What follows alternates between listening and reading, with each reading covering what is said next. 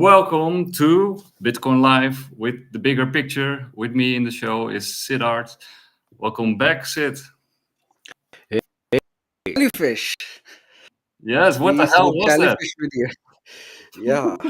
So first, let's start with the debunking of that. Well, Okay. not I don't debunk it. I believe in that. I'm just saying how the people try to debunk it.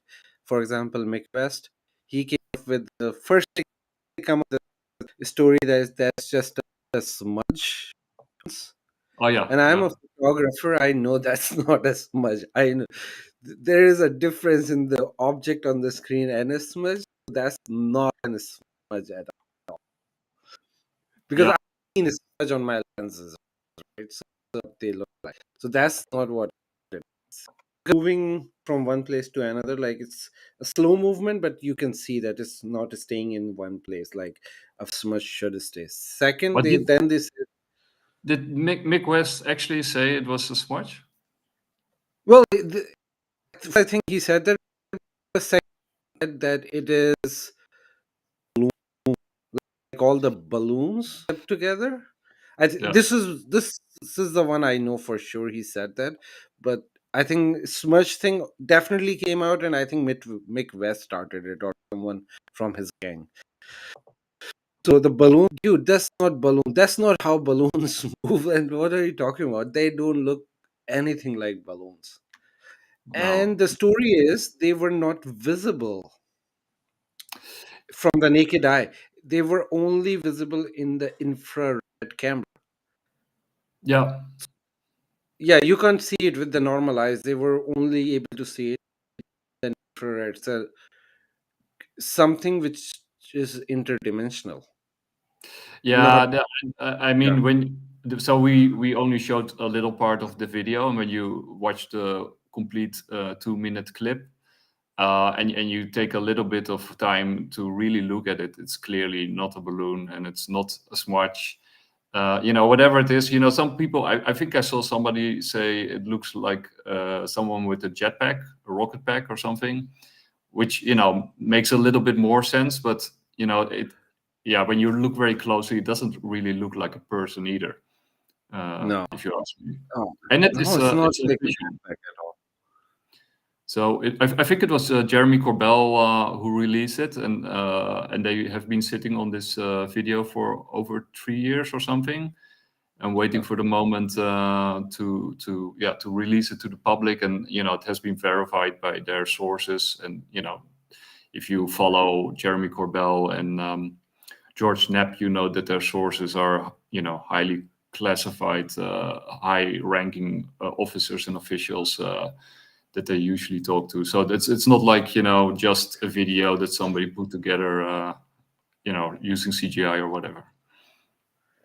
No, also it's the story is somebody was in the meeting, a classified meeting where they were showing it to the specific people and he recorded from his phone. From the screen to his phone. So Oh, recording of the recording, yeah. It's not like they got the real video. So that's how oh, Jeremy Corbell got hold of it. I didn't know that part.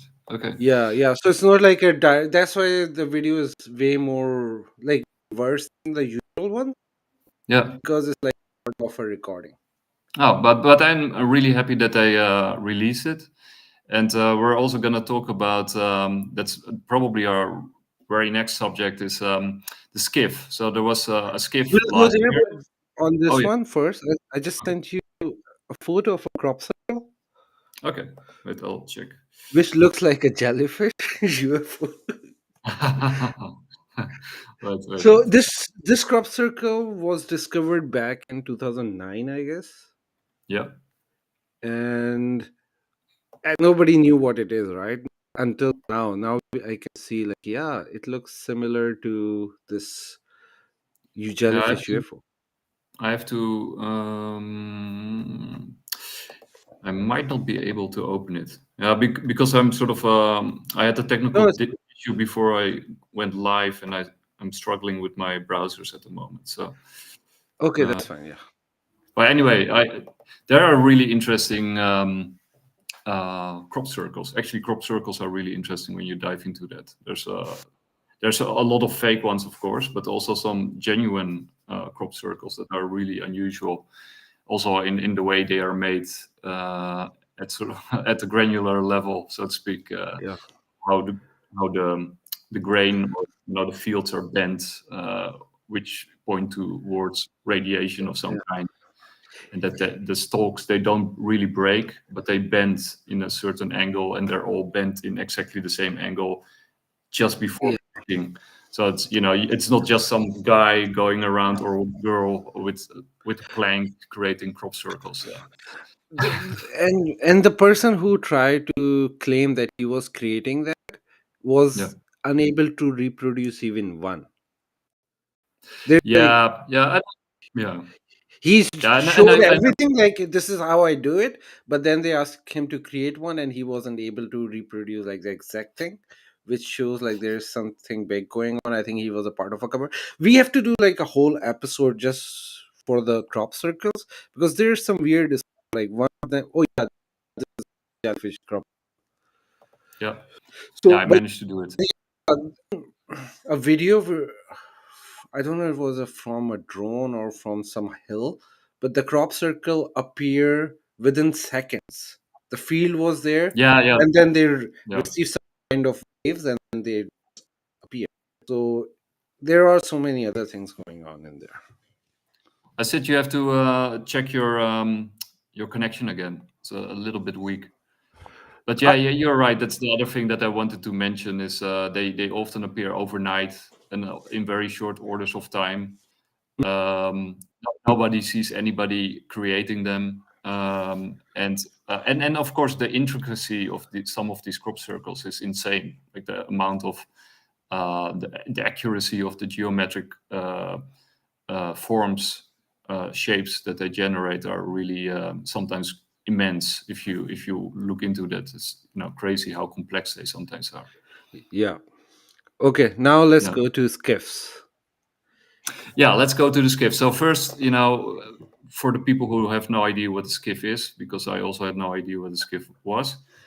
A skiff is a sensitive compartmented information facility, and they use it for special access program clearances. You know, when the Congress can sort of ask about something and it's not meant for the general public, they have these special areas where you can sort of deal in secretive information or non-public information and get a hearing on that. So we had a skiff last year with the DOD, the Inspector General of the DOD, and that was a very big disappointment.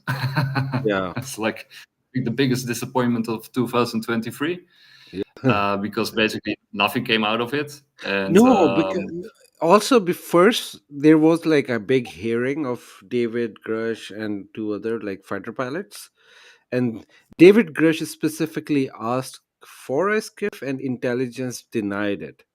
They tried multiple times, they denied it, and then there was like some skiff happened. No, what happened in this one happened on Friday, right?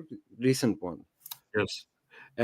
This one was like, so there is like a press conference. The thing about the skiff is they cannot disclose what happened there. They cannot say because uh, it's a nation's secret.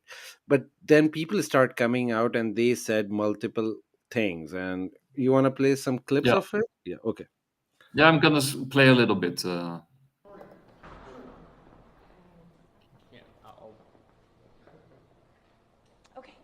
Did you hear anything that you didn't know? Are you being frustrated by this, like some of your colleagues are? Well, obviously, look, the process is extremely frustrating, but actually this is the first real briefing that we've had that we've now made, I would say, progress on.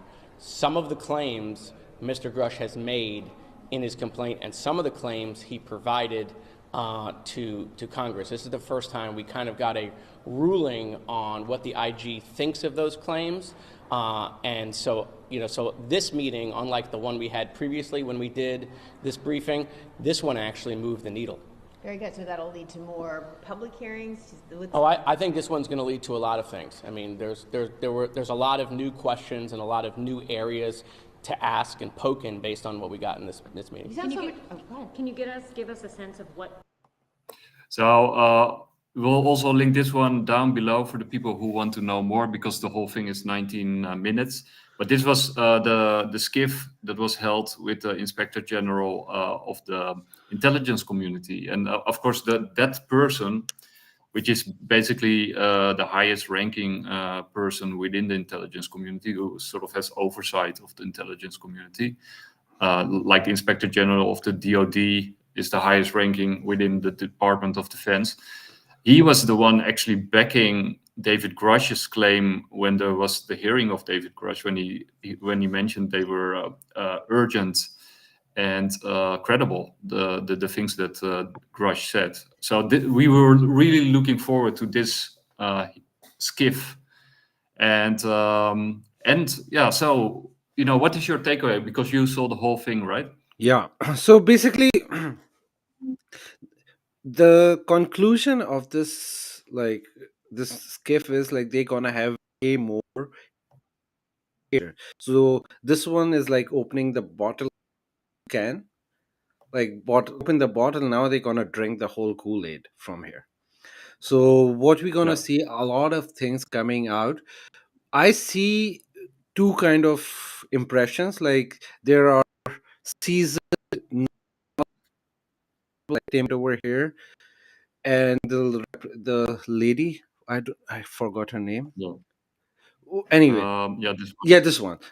I forgot her name. Anyway, these Me too. guys, yeah. So these guys are way more knowledgeable compared to everyone else. It was nothing new for them, so they were kind of disappointed.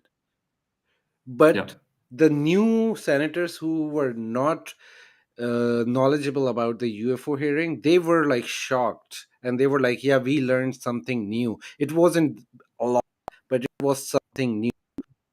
When I hear this too, like Tim Burchett and the other senator, they were like, "Yeah, we knew everything, and it didn't do anything. We have to talk more to David Grush, and then we need to get the right people in this, because I think the people the way they describe it, this is a puzzle and broken into 50 people or 40 people, and everyone Yeah. have a small piece of a puzzle.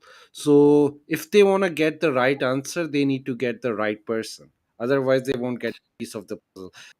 Well, Yeah. and on that same topic, because for the people who are into the UFO stuff, that, like us, right? For us, it's sort of common knowledge by now that most of these secrets are hidden within the Department of Energy, right? The DOE, and most of people are looking in the wrong place, right? So that's sort of slowly building momentum that people are looking, that a large piece of the puzzle is actually in a completely different place and very well guarded. And on that topic, right, the former head of Arrow, I always forget his name, but Fitzgerald, I think. Yeah, I don't know. I don't remember. Yes. Yeah, but it was sort of confirmed that he held a position at the Department of Energy too. Yeah. And that was, he was one of those people. Well, he was the head of Arrow, the special commission or the special task force by the Pentagon created to, investigate the UAPs. And he was sort of, ridiculing the whole thing and saying that, there was nothing special that came forward from the investigation so far. So it's kind of, it says a lot that he used to work at the Department of Energy, because all the people who are sort of pretending there's nothing to see here. Also, what was it? The former head of the of Blue Book. I think he was, the Camden Commission. I think it was. I think he was also part of the Department of Energy. So it's sort of the Department of Energy who have this special clearance. They hold most of the secrets. Yeah. So two important which I noticed in this press conference. So Tim Burchett said it's not about the UFO. I'm going after the money, because there is a lot of money Yeah. transfers treasure to these black projects, and we need to figure it out. I think that's the right way to deal with that, because then Yeah. you will remove all the stigma around the UFOs, that these guys are insane who are following the UFOs. No, he said, I'm following the money. This money you took from us, you didn't respond, you failed all the audits. We need answer. Right? I think that's the right approach. And then Yeah. Yeah. and then later, Absolutely. Yeah. no, go ahead. Sorry. Yeah, no, yeah. What I wanted to add to that is it's also something that you can unite everybody around, right? Yeah. Foe, friend and foe, skeptic and believer. Everybody wants to know what the hell is going on with the money, right? Because if there's nothing there, why the hell are they spending so much money on, nothing? Yeah. Because it's not like we can't use that money for other stuff. So Yeah. I think it's a good rallying cry for people to unite around. Yeah, I think it's the best way, because like in America there are like homeless crisis going on. People have so many issues. Like you can give free medical, you can give uh student like a free education to Americans, but no, you are money in like why military is so involved in covering up. So they confirm one thing, they didn't confirm it, but they gave an idea that today in the hearing they got a confirmation that people were harmed. So whoever was in there, he gave them like a confirmation that people were harmed for coming out, Yeah, disclosing that's this. yeah, Yeah. and But they that's of didn't give course any also very details how, but it yeah. means like, but I think the idea I got is they were not harmed by the aliens, they were harmed by the US officials. Yeah, and like we said with the money, right? It's really strange if people get harmed over nothing, right? If Yeah. there's nothing there, why would you harm somebody? And that's the same. You have this really nice book. I think I mentioned it in our first show that we did, and it's called Children of Roswell. Yeah. And that book is not really about Roswell or about what happened with Roswell. It was just about the people, the witnesses of Roswell, and what happened to those witnesses over time. And so the book is basically a recording of what happened to the people and how they were harassed and ridiculed and destroyed and and all for a weather balloon, right? Because that Yeah. was the official cover, right? Why would you go through all that trouble over generations to harass witnesses of a weather balloon? Yeah. And of course, they also changed the official story was changed like 4 or 5 times by the Air Force. Oh, yeah. Each time they were sort of caught on a lie. So Every time they go out and they said we have solved three, and then come up with this excuse, and later on they have to come up with another. So this happened like 4 times at least, and it yeah, still I is think 4 or 5. unresolved. It was definitely not a weather balloon. Like, what are you talking about? People Yeah. balloon. And for the people who want to stay up to date, right, follow us of course and listen to us. But there's also other resources that are even better than us. Yeah. And The best resource is Jeremy Corbell, Weaponized Podcast. yeah, I got it right Oh, here. wow. Wow. I actually That saw was fast. Yeah. Yeah, I got it ready.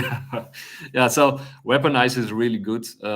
You and me, we watch it religiously, and this was, I think, their last episode. And the video that we just saw at the beginning of this stream was also from Weaponize. It's from Jeremy Corbell in the middle here, and the other one is George Knapp on the the left hand side, I guess. And then it is oh God.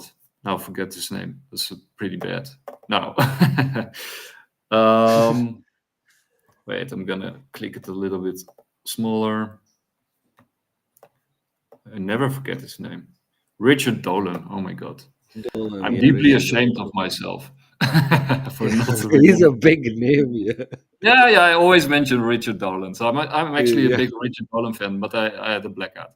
But so watch this one also, because this is really the stuff that we also talk about a lot on this channel, right? The geopolitical aspects of the phenomenon and the way he sees it. He wrote 3 books on the national security state and UAPs or UFOs, and he sort of did a lot of thinking on it. He actually also did the breakaway civilization with Catherine Austin Fitz, and so that term, the breakaway civilization, is from Richard Dolan, he coined it, and basically what his thinking very much aligns with my own thinking, because we sort of come to the same conclusions. But this video here is really, really good, and basically all their content is excellent.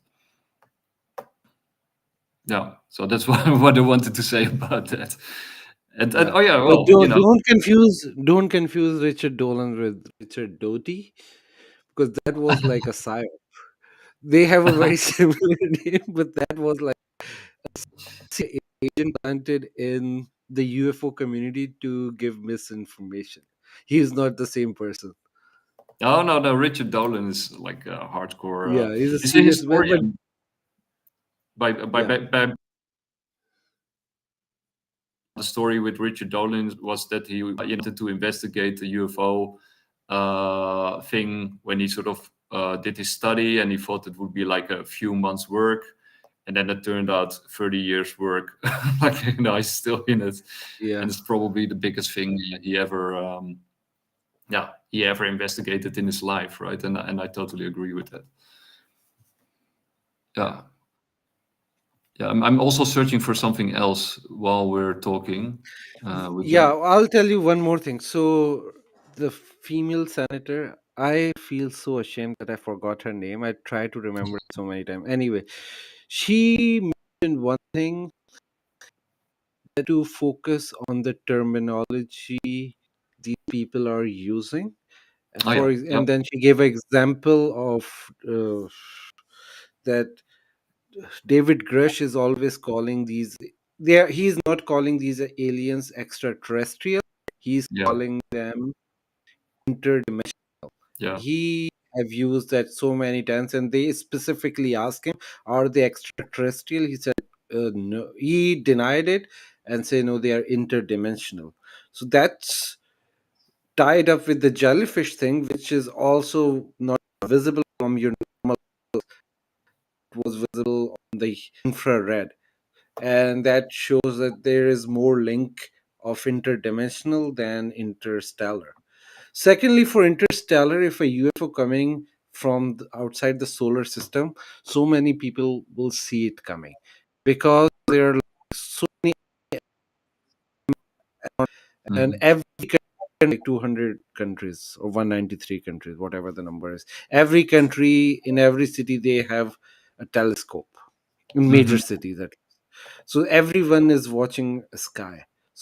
So by this time we're coming from our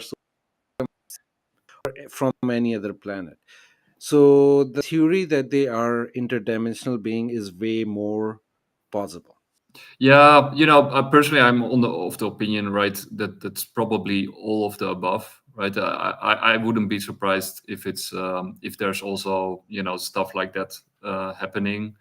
I'm not sure if it's like interstellar. I wouldn't be surprised if it's just right around the corner in our solar system itself, right? But it's also, it's So clearly. also they could be interstellar, but they're not using normal.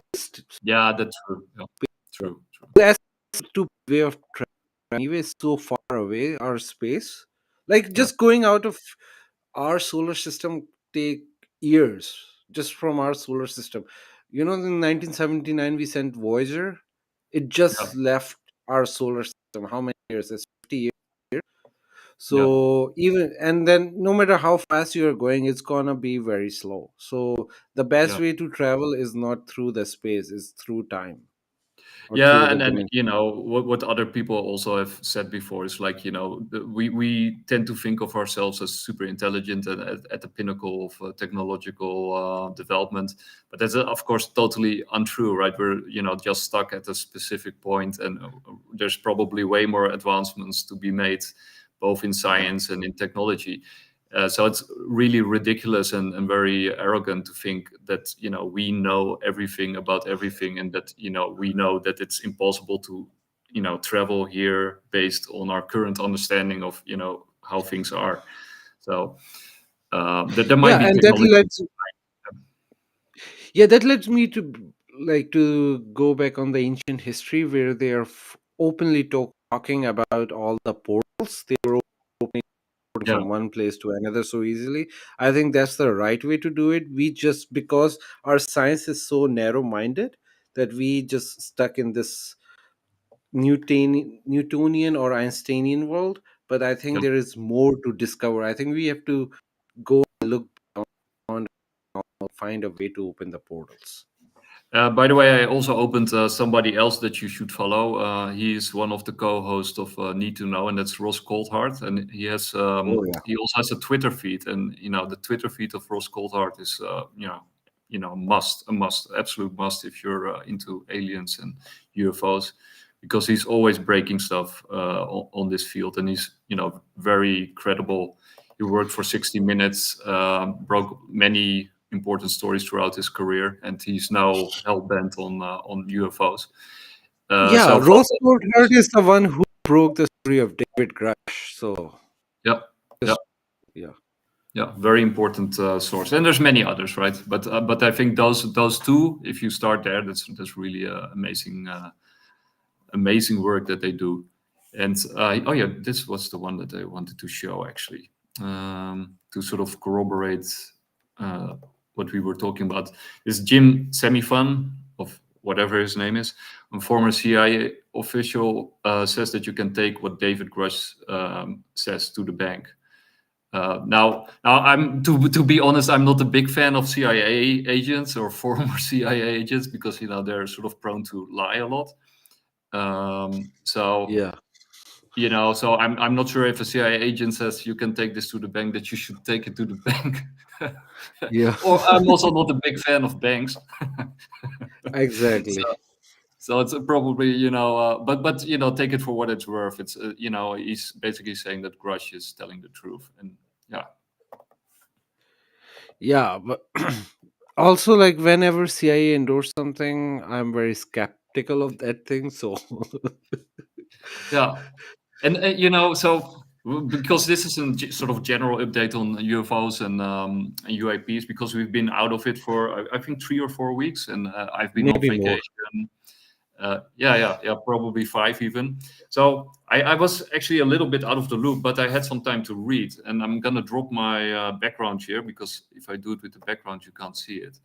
Okay, before you go, I just one Yeah. So Joe Biden was Yeah. monitored by a UFO. So a UFO was Yeah. following. It happened, I think, on the 21st or 22nd of December. Did you send me in the DM? I sent you when it happened, so you have to go. I'm gonna check if I can. But you can find- continue. I'll find it and I'll send a Yeah. new video for you. Yeah, and then there's also the Miami incident that we're gonna talk about, and I'm about to show something also. So we got some cool topics, but no, I can't find the Biden thing. It's probably before Miami then. It happened on 21st of December. So I'm gonna find this. Okay, then I'm gonna sort of show the thing that I wanted to show. So I've been reading this book, a really cool book. Actually, this is part 2 of a 3-part series, and it's written by Peter Levenda. And Peter Levenda is a really cool researcher. He's been in what you call it, the esoteric fringe space for his whole career. I think he's been writing for many years. He's actually, I think he was the one who actually broke the story about many of those Nazis fleeing to Argentina and having their what is it, encampment or whatever, their station there. So he did a lot of research in that regard, and he was sort of a groundbreaking. It did some groundbreaking work in that regard, and is very well respected. But he also does a lot of fringe stuff, and he's now working with To the Stars Academy with Tom DeLonge, and the other people who work there, Hal Puthoff and Gary Nolan, and what's that 4-star general, Mellon, I think, isn't it? Yeah, I think it's Mellon. So To the Stars Academy is also a really good resource to look into. But this this book series. This part 2. Part 1 is really cool. That's about gods, because it's gods, man, war. And the first one was God, and it was really worth it. And this second one that I finished is about man, and about and basically the current time that we live in. And Peter Levenda is like a thinker who takes every possible angle when he looks at something. And it also talks a lot about AI. It talks a lot about different cultures and religions and how they look at this topic. But especially man and AI and and DNA and the brain. And it is amazing book. It's really, really good. I think it's even better than the part 1. And I'm looking forward to part 3, which is not out there yet. But there's some really incredible stuff in this book. I'm not sure if I want to spoil it. While I'm talking, I'm thinking like, should I spoil some of the contents? But it's really good. Go for it. Maybe people will get more into it after listening to Okay. So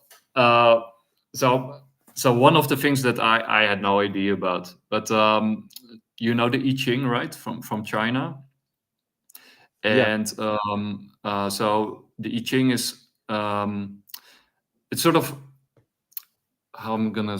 So you got DNA. So DNA has a certain structure, and you got the 4 amino acids that form sort of the DNA, and then you got the messaging RNA and all that kind of stuff, and that has a sort of structure and a certain amount of combinations. I think it was 64 combinations, and then the sort of solid structure is 20, and so when you sort of lay it out, and when DNA was discovered by what is his name, Crick, I think, the Nobel Prize winner. I'm gonna search it. Well, then they laid it out, and it turned out, Francis Crick, that the I Ching has basically the same structure and elements and combinations possible as DNA. So it was exactly the same. But not only that, it is sort of that same structure and sort of combination number. So those numbers that sort of repeat, you see that in many different cultures, like very ancient ones, from Africa to China in the I Ching, to, for example, the advisor of what is it? I think it was Elizabeth John Dee, who sort of claimed that he was conversing with angels, and he had this angel tablets that has also the same structure of the I Ching, which he of course didn't know anything about, or that African system, which is also exactly the same structure as DNA. And then on top of that, he also makes the combination, the connection that my English is gonna fail me a little bit here. So, but for example, you got the god Hermes from Hermes. Inky also have the same double helix. Yeah. So the double helix, that's the point. And those 2 snakes that are intertwining, which are sort of connected to secret knowledge, to healing, death, regeneration, life itself, right? And that's a structure. So the double helix structure, which is also always often symbolized with snakes or snake-like creatures, is also prevalent throughout the world in different cultures that couldn't have contact with each other, and that use the same symbol to connote the same kind of knowledge and connotations with life, death, regeneration, etc., etc.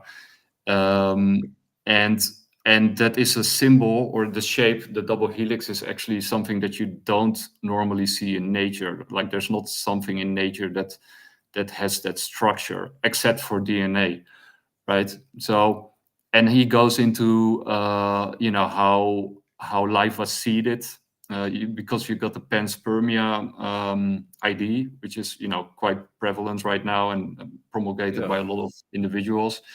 but that Francis Crick, I didn't know, but Francis Crick, one of the Nobel Prize winners of the discovering of DNA, he said later on in his life that it can only have happened through directed panspermia.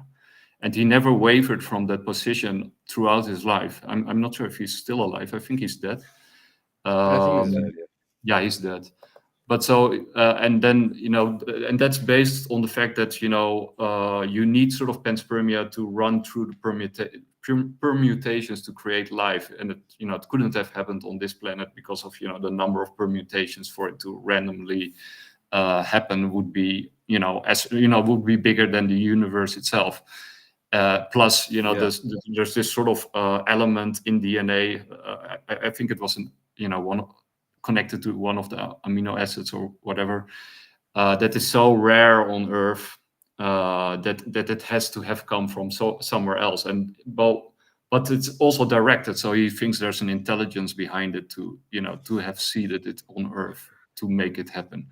So that's I had no idea that was the case. And while we're talking about it, it's also maybe interesting to highlight this one because it's kind of related to it. Gonna find it. But that's only one thing of the book that really stood out to me. But it's stuffed with things like that, and I'm gonna go commercial.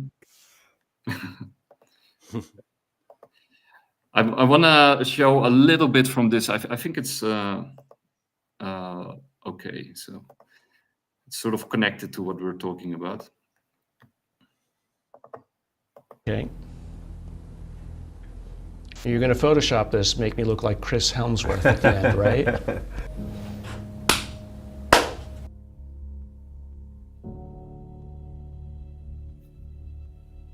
Professor Gary Nolan is one of those precocious minds that when you meet them, you know you're in the presence of awesome, incredible intelligence. He's a Stanford University-based professor of immunology. At the moment, he's a nominee for the Nobel Prize. He's one of the most reputable immunologists on the planet, extremely well regarded. He's got multiple patents, huge numbers of papers that have been published in his name. He's got 2 companies listed on the NASDAQ because of successful inventions that he's made. He's just all round a complete total overachiever.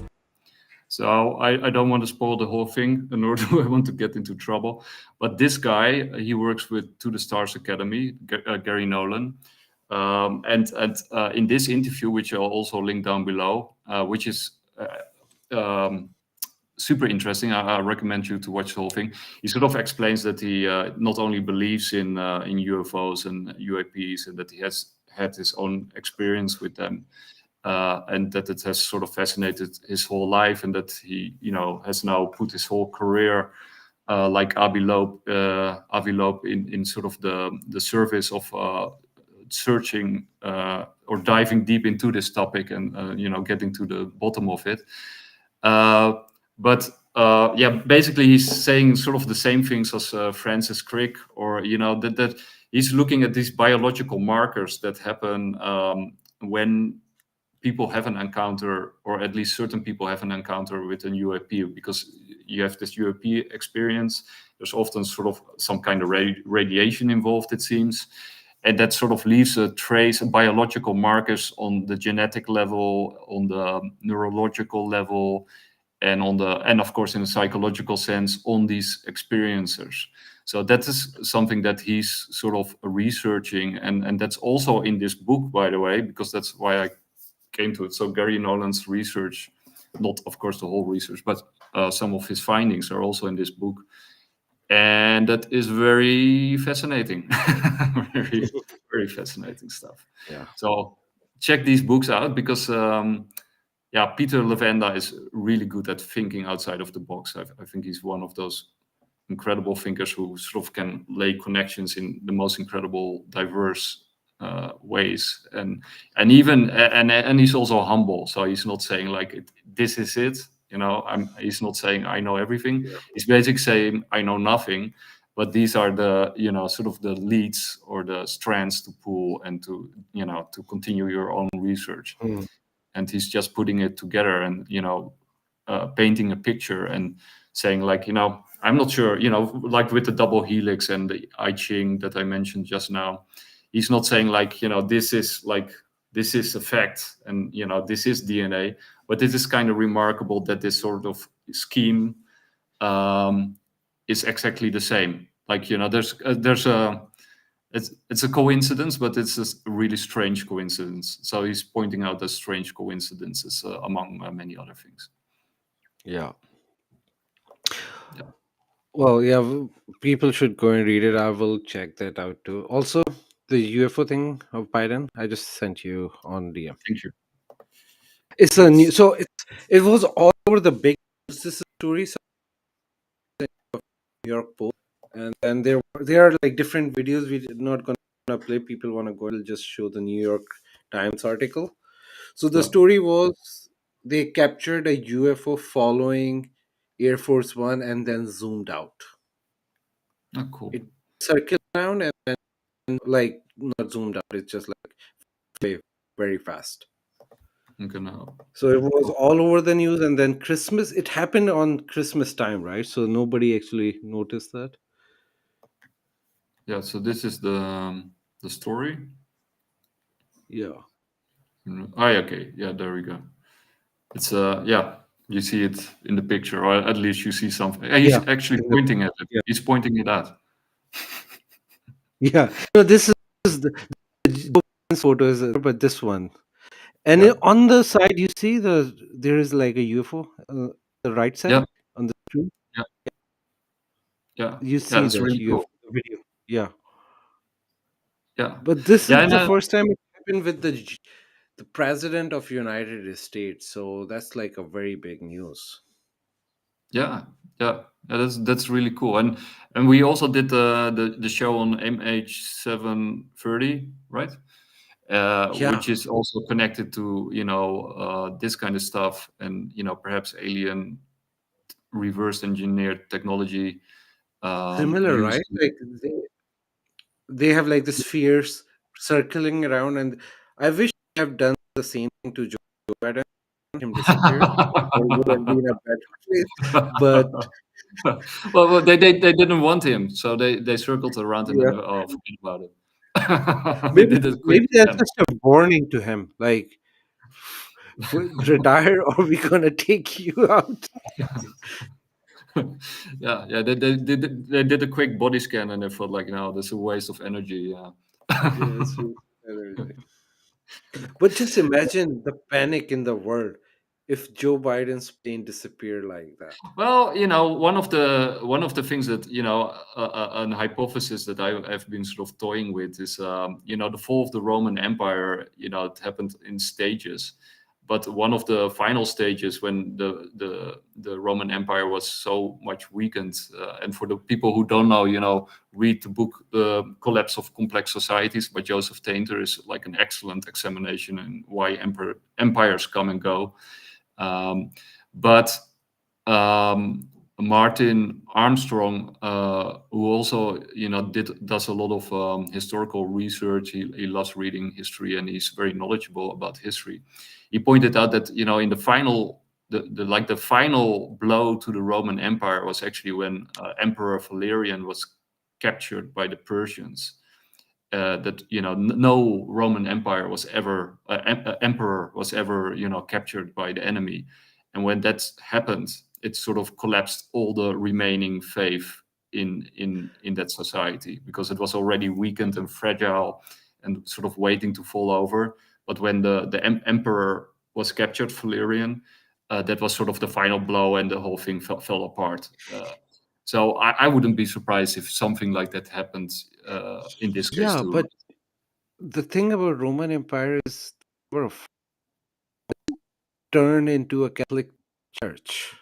True. They were Roman Empire and then they become Catholic Church. They control everything, and they controlled it for next 2000 years until now, until like last century. And I think they will come back. It's just they have a down period, Yeah. back that time the Rome was falling, and then they became church, which for like until 18th century, right? And then church and government got separated, so they are having a bad years, and I think they are trying to come back. Yeah, yeah. Yes. So sort of in a formal technical sense, there was a collapse of the Roman Empire. But yeah, like you say, you could argue that we're still a continuation of that empire. But the Romans themselves saw themselves as a continuation of the Greek Empire, right? They Yeah. worshipped the Greeks and the Egyptians as their. They saw they had this very low sense of self-esteem because they always put somebody else up on the pedestal. So they looked up to the Greeks and the ancient Egyptians as as superiors, like some cultural superior to their own empire, and Yeah. like wellspring of knowledge. And This is what I'm thinking, right? Technically, most of the empires didn't fall; they just turned into something else. yeah, So all the Sumerians, they just become Arabs now. Originally, yeah. they were Sumerians. They just changed their religion. They become this.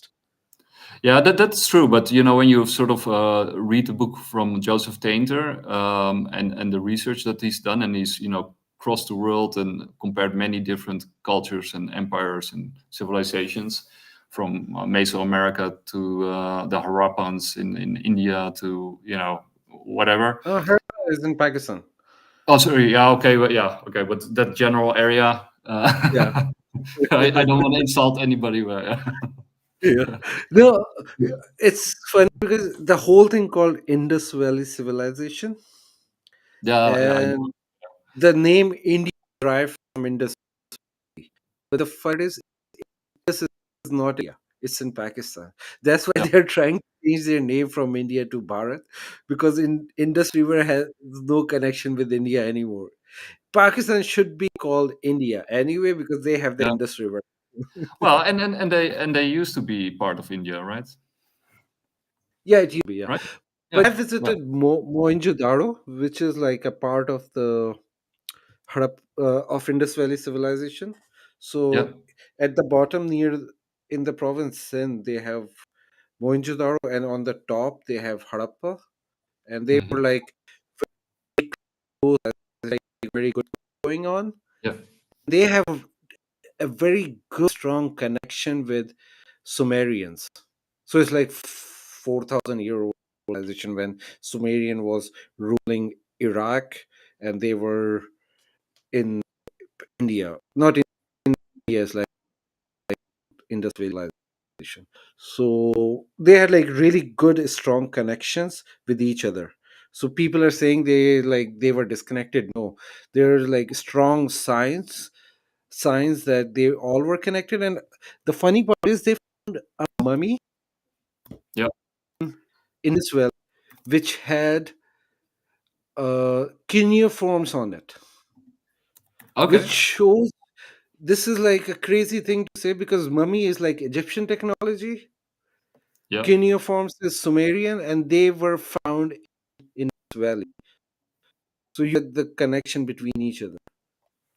That's super. So yeah, I will find the article, the whole thing where everyone was surprised at how a sarcophagus had this cuneiform written on that and found in this valley, like mixed of big civilization. Yeah. Well, so I learn something new every day, and that's super cool. I didn't know that. But in the book that he sort of argues, when you sort of have this collapse of a complex society, then you see that. So you see literally a collapse of complexity, right? So the Yeah. complexity goes down. So because usually a civilization at its height has a very sophisticated culture, many branches of government, subdivisions like division of labor, standing armies, blah blah blah. And then sort of when it sort of collapses, you see the whole thing scale down, right? And it sort of disperses, and you see basically decentralization to put it Yeah. in simple terms. And then usually when that collapse happens, especially sort of the last part when sort of the bottom falls out, is that there's also a lot of violence, right? Because a lot of people in those societies are used to a centralized authority that sort of manages, food, energy, safety, security, and when that sort of falls away and people are sort of dependent on that system, then it can also get quite violent, and then you see a big reduction in the population as well, right? Because of lack of food, lack of resources, lack of safety, security, panic, etc., etc. But it's so basically he compares all these civilizations, and the one falls because of a volcano, and the other falls because of an invasion, and the other falls because of you got I think Gibson, who said that the Roman Empire fell because of a lack of morality. So you got like a ton of different explanations of why empires fall, but he sort of searches for the commonality, because he argues like, you got all these civilizations and they come and go. They're made of humans, they're on Earth, they're natural. So, why wouldn't they obey natural laws like anything else in nature, right? So when you sort of zoom out, there must be something that, that is similar along those lines. And he identifies that. Also, one thing, I don't think these civilization we are talking about, Sumerian, Egyptians, and Indus Valley civilization, I don't think they were the original advanced civilization. I think they were copying the civilization which existed before the flood. I think what happened, global flood, like the advanced civilization, stupid descendant, not a stupid descendant, but descendant who were not as smart as the original one, they knew in their head that this is how the advanced civilization should look like. So they were trying to build it, because the ruins of Mohenjo-daro, like the Indus Valley civilization, I see that they are trying to replicate something, but it's not like the perfect system. And that's what people come up with the idea, oh, that was the precursor of our civilization. I think that's which was trying to mimic something for them, which actually built, like the original civilization, which advanced civilization built pyramids, and Egyptians were trying to replicate that technology. Thing, you see the difference pyramid of Giza and the new pyramid. There's a difference. Sorry about that. Same thing. Oh, connected? No. Oh, you didn't hear anything? Okay, that's good. Right. No, I was opening a video because what you were talking about is also, of course, Graham Hancock's, research, and what I wanted to say is you got this really cool website or person, Jesse Michels, who's doing a lot of research as well. So that's somebody else to follow, Jesse Michels. Really good stuff. He also had a lot of stuff on David Grush, American Alchemy, and he had this one with Graham Hancock, Aliens, Atlantis, and Apocalypse, and where he sort of goes into these issues and sort of the fall of different civilizations and I'm trying. Yeah, there we go. We got him. Graham Hancock. Okay, wait. I got it over here. Sorry, I'm doing many things at the same time. I should have prepared this one better. Well, we can for the next week because time is. Yeah. Well, yeah. I'll play it. I have no idea what I selected, but let's hear a little bit. Yeah. Okay. We need to step out of the mainstream point of view. That's where I think people like me can possibly play a useful role. So having said that, what's your number one candidate for an antecedent civilization? I mean, the classic one would be Atlantis. Yes. You wrote a book called America Before, which connects with this story. Yeah. Do you think it is Atlantis? Are there other Well, pre-existing civilizations? I think the name Atlantis needs to be taken as standing for something else. Needs to be taken as standing for something larger. I'm not claiming or insisting that there was a civilization that was actually called Atlantis. By Plato's time, it was called Atlantis. Plato is the earliest surviving reference we have to this great lost civilization of prehistory that he referred to as Atlantis. Yeah, so I'm not going to play the whole thing. Also, an incredible interview. He actually, in that interview, Graham Hancock also talks about a lot of other stuff that he usually doesn't talk about because he is also not asked about it. So Jesse Michels is really a good researcher as well, and very well read into this whole thing and thinking along similar lines as we are. But yeah, like you said, so basically Graham Hancock makes a really strong case, I think, when you look at his research, and he's been doing it for like 30, 40 years, that there was this antecedent civilization or civilizational structure, or that was destroyed or lost due to a cosmic event, probably something that has to do with meteors striking Earth, something along those lines, which, it turns out that there's a lot of evidence for. I forgot the period,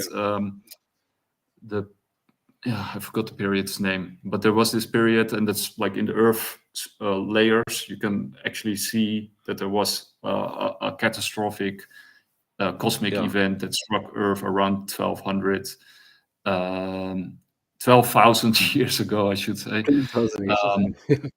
Yeah. So it turns out that it was right, and when he was doing his research, when he began with his research, it was just a guess, right? He knew that something must have happened, but he didn't exactly know what it was, and it turns out that it could easily have caused like flooding.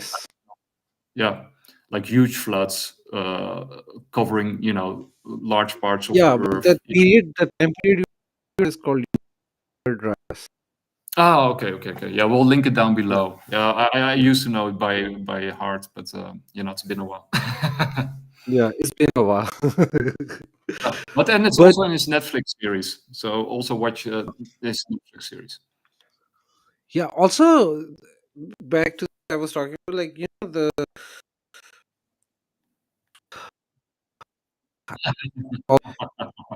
to have line structure. The Sphinx? Sphinx, yes, Sphinx. Yeah. So Sphinx, the architecture of the Sphinx body is different from the the idea is that got destroyed in a catastrophe.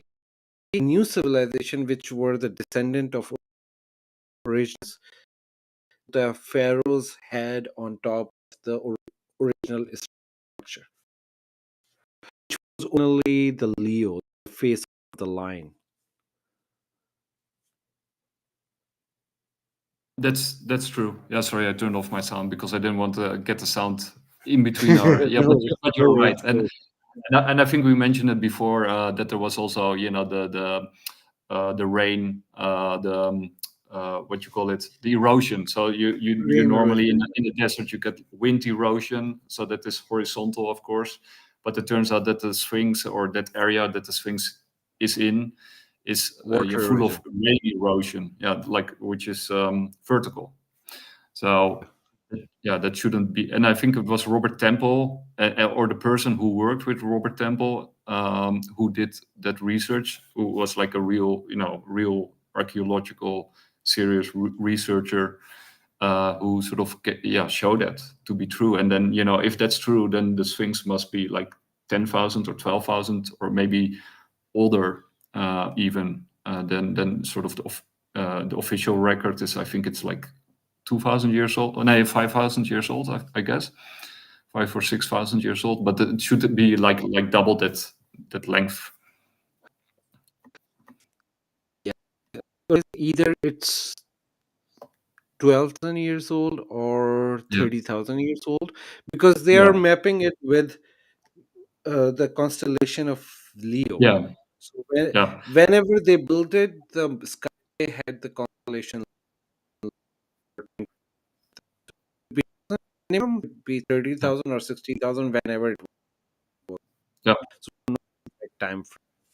Yeah, and all these pyramids, and it's not only Giza, but all the pyramids that are built. The pyramids are situated in the constellation of Orion, but there's also other periods in temples that are also all aligned sort of with stars and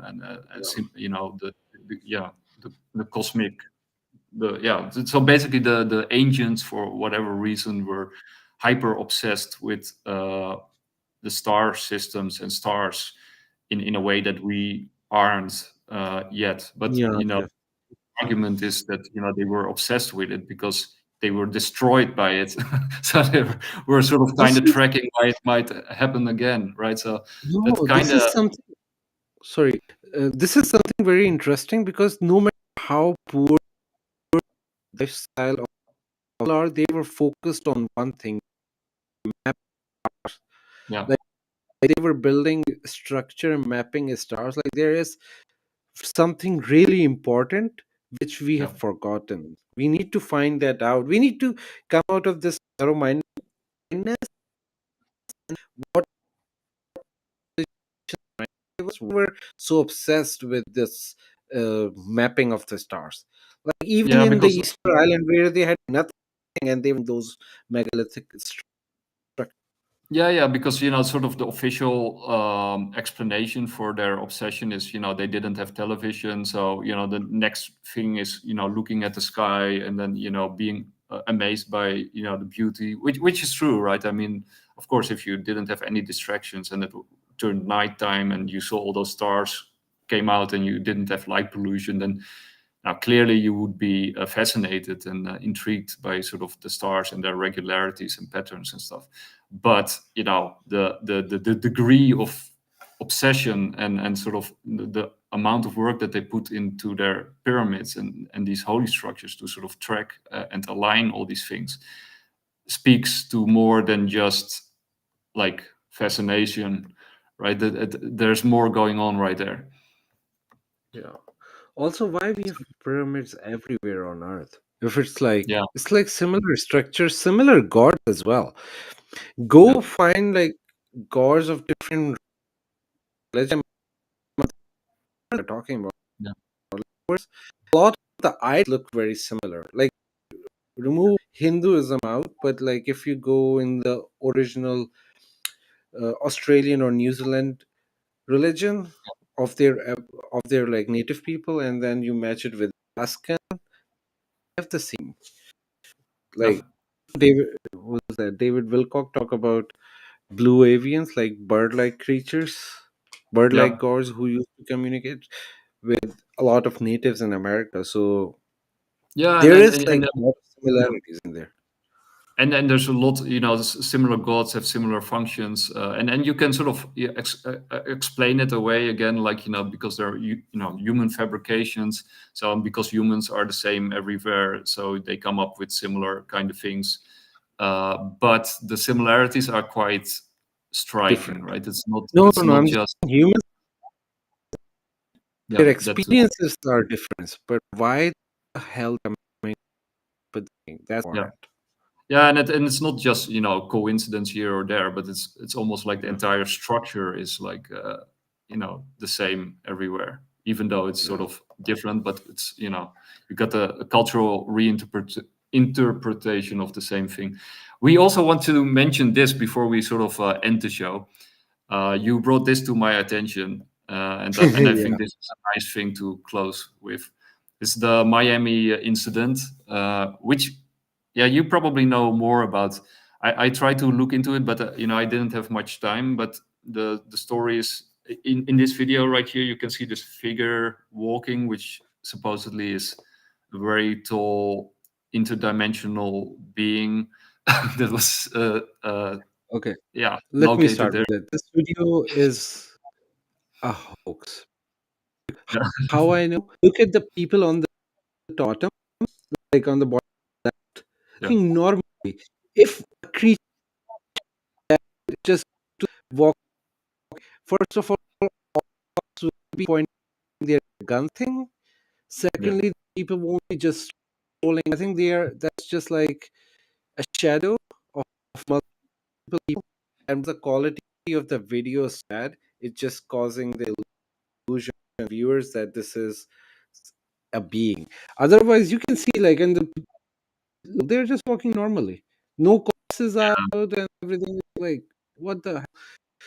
The crazy part is the amount of cops went in there Yeah, that was the is, strange part. Yeah. and then they So didn't let anyone record any video.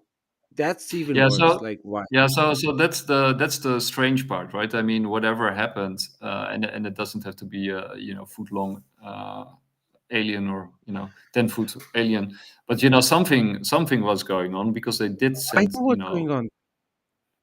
Distraction for people. We have to look whole past, like how police have responded to UFOs. Hardly one or two cops after hours. Like recently, we had Nevada thing, right, in Las Vegas, when there was like they were calling 911 non that there is an alien in their yard. Police didn't show, they come doing. Press over there shows that they were trying to do something, because that kind of response you don't see even on riots. On you definitely don't see it on like bunch of people fighting. You send few cars. Even have firearms. So sending that, oh, the bunch of kids were fighting off. Why did you send that many cars for that? Like the whole department of of Miami was there. Second, they didn't let anyone shoot a video. It's just a clear distraction to hype among people and distract from the actual news which is going on. This is a clear CIA psyop. Yeah, I agree, because Also, what the hell they will be doing in the mall in the Miami, right? They are not doing shopping. No, okay, yeah, but aliens, the behavior of UAPs is bizarre, right? I mean, also Yeah, the but real UAP case. is different. The stories they were saying. It's like the aliens were actually hired. Yeah, but yeah, This video they were yeah.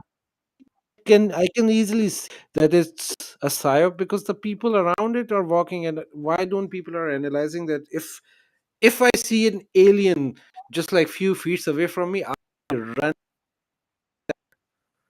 I Yeah, won't be no, scrolling.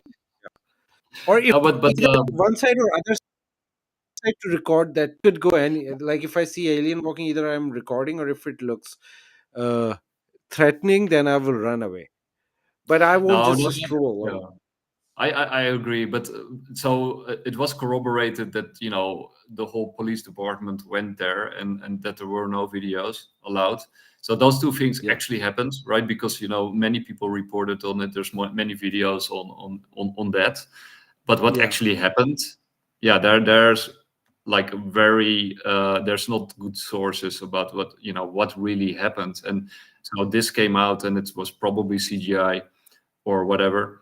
And I'm psyop, It's but not then even, it's just like some. So what actually did with this video?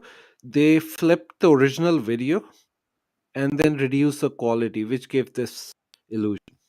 I've seen high. It looks like when there's a light between them, because there is a lot of light, and that was causing this illusion that the big figure is walking. But then the question remains, like, what did happen, and if it's a psyop, what did they hope to achieve with this? CIA, because a lot of cops have no idea what they were doing over there. Yeah, They but still, just I mean, sent all the cops over there to create a hype among the people to get why? the distraction. Like, yeah, because that morning files came out. Every Jeffrey Epstein and all names that came out, because this time there were more names, and they wanted to distract for the normies to go and chase this story. And by the way, good that you mentioned it, because that was a big news event. And I'll also link that one below, because Carl Tucker did an interview with the brother of Epstein on that. And actually, Michael Schellenberger also did some really good research on the Epstein affair. And, you know, that it could actually have been, like many people have predicted and said, that it was about blackmailing high officials by intelligence communities in order to make them do things that they might not want to do, you know, because they've been recorded in This is exactly because every time something big news come out regarding the actual intelligence operation, intelligence of not the CIA, was I know which one you mean. Yeah, everybody It's knows. very But I'm not. famous. So they basically, whenever this thing try to come out, they always create a distraction out, and this is that. And it was just that they come out with this, and then they start dropping crazy shit again, like they created the whole the tunnel thing came out, and then this skiff happened. It's like big thing going on, like there is like a real coming out, and then like side people will be distracted. They stay distracted. But still, In you this know, 10 days, a lot of shit happened.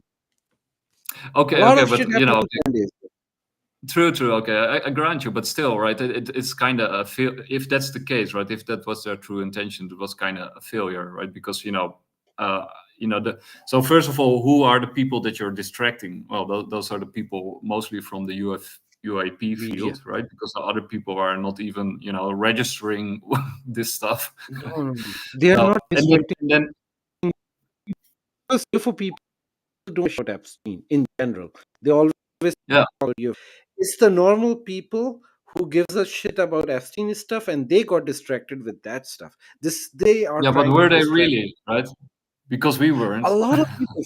Like if you look at the Twitter and news feed in USA and like North, nobody was talking about for a few days for that, and they just drop. They start talking about Epstein, like Jellyfish. It seems then people got distracted with that. Then drop the whole another thing. The synagogue. Everyone started talking about that. Big media reporters and everything. Everybody by this time have forgot about what happened with Epstein. Now the new topics which are going on within few days is and nobody's talking about Epstein. They're very successful. I personally don't give a shit about Jeffrey Epstein thing, but I'm just saying, like, I can see a psyop happening. I'm not saying it's this, but it looks like that to be. Well, I think the Epstein case is, of course, super important because it has to do with these control files, and you know that is one of the ways that they probably control a lot of what's going on, right? And that's probably also why they took him out, because he was getting too powerful, or perhaps he became a liability, and then they need a whole guy. They take him out. They just killed his duplicate, and he's living somewhere nice, because that makes more sense to me. Because look, intelligence want to continue to hire people who will do their bidding. If new people see that happened to Jeffrey Epstein, so they need to save Jeffrey Epstein, and they will put him somewhere in Bahamas or somewhere else in an island, and somebody else name and whatever shit happening, and then the people want to do that bloody shit stuff. I want to introduce Jeffrey Epstein that he is dead, but he is still alive and chilling, and you will be like, if worse to worse, we will kill your duplicate. Yeah, perhaps, but I think also, right, we're living in this time when the empire starts to crumble, right, and they have to sort of reinvent it, sort of re-emerge as more powerful or in a different shape or guise, but they're at the moment they're very weak, and at those moments when they because they're sort of trying to regain control, and at that moment, a lot of people will switch sides. People who want to. I think U.S. empire is ending, and new empire will start with Russia and China. Empire. Well, no, I also think America will reinvent itself, either in a good way or in a bad way. For a while, dollar gonna collapse. Britain gonna take over the world for a while, and then it's not like US will go easily. They will go fighting. They don't give up. They will go fight. We'll see a big war, and then we'll see a new world order or something else. Yeah, well, I actually think. I think there's like two paths for America. Either you get maybe three paths. Either chaos and civil war, and that will then probably also happen in Europe, or these, because you see the different states. You see the federal level is failing, right? So the power is shifting back to the state level, where it's supposed to be. And then you see certain states being successful by, for example, adopting free market capitalism and Bitcoin and stuff, and the flailing states are, trying to regain control via the federal level, which is, falling apart. So if those successful states win, then I see a bright future for America and Americans, even though it might be a little bit turbulent along the way. But if the federal level wins, which is also possible, then I think America will also reemerge very powerful, but also extremely totalitarian. And then you will have a very small state with very strong powers, because then basically all the tech will be centered in a very small set of hands, and they'll wield it like a weapon. I live here. I don't see what I'm there's patience that they are trying to go to a war because they think that they cannot come out of a big war. This is what's happening with the borders. You don't open borders like there's like a proper process from one. Like you have to have certain edge for everyone. What the requirement they put? If you join the military, then you will, and you go and serve the country, then you get the citizenship. So they're getting free people fight their wars. They go send like this conspiracy. A lot of people from Democratic Party who are pro this, and a lot of the military people are saying that. Like I've seen in their interviews, are saying the same thing, that they are the new people who want to be American and they are ready to serve our military, which sounds an alarm. Why do we need military? Why do we need so many soldiers right now? It's like you're preparing for a war. And then Biden recently said, if we don't, Republicans will pay a bigger price with their lives, and they always hinting that a war is coming. So I see that even though we are more hopeful that these people will win, but the deaf youth is not seeing that they can come out of mess. But they are. No, I agree with that part. But I think they are doing that because they want to tempt the BRICS into open war, and I think if they manage to do that, I think then at that moment we'll see the new technology being deployed. Right, the stuff that David Grush and all these whistleblowers are warning us for, that there's this rogue state, a deep state that is not inefficient, that is not public, that is not accountable, doesn't have our best interests at heart, that have been working for 70 to 80 years on secret technology with immense capabilities. And China and Russia probably have their own departments along similar lines. And they're probably testing where the other group is, because it's highly classified in all these societies, and there's very few people in all these societies who know what the others are working on, and they're trying to test where the others are. Because if you if you create an open war with those kind of technologies, you have to know exactly how far advanced your opponent is in that game. But I think America wants to deploy, like Nagasaki and Hiroshima, right? They want to reestablish themselves as a superpower, and I think America, if you can sort of take away the middle class because you don't need it any longer, because you have AI and robotics and all that stuff, if you can sort of get rid of those people, that liability and that ballast, send them off to war somewhere or to die, then you can sort of streamline society, make it smaller, more efficient, more capable, transhuman, and then you're up for the next 1,000 years. Yeah. So I give one thing, and then the thing is they giving all the who they will raise them as a slave.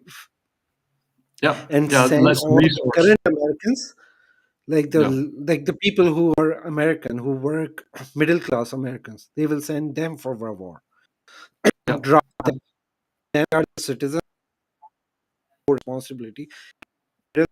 Class them, kill them, die in a different country, and then make new immigrants.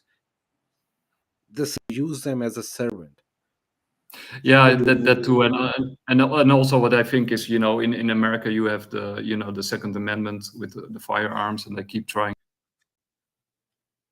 Not they won't be able to, but also like you. Yeah, but that means that you have against tank. Like AR-15 won't work against tank. Yeah. That's true, but because you have a very dispersed population with pretty advanced weapons, which won't roll over when you want them to. Then if you import a lot of young men who are willing to fight for whatever, then you can sort of create basically cells in your country to sort of let loose when the chaos erupts, and then they'll start fighting each other until there's no one left. like the plot of Children of Men, which is a great movie, by the way. I think the Children of Men movie is basically what is very likely to happen here on Earth soon. If we don't stop it, right? I mean, people can still stop this thing, and luckily many people are trying to stop this.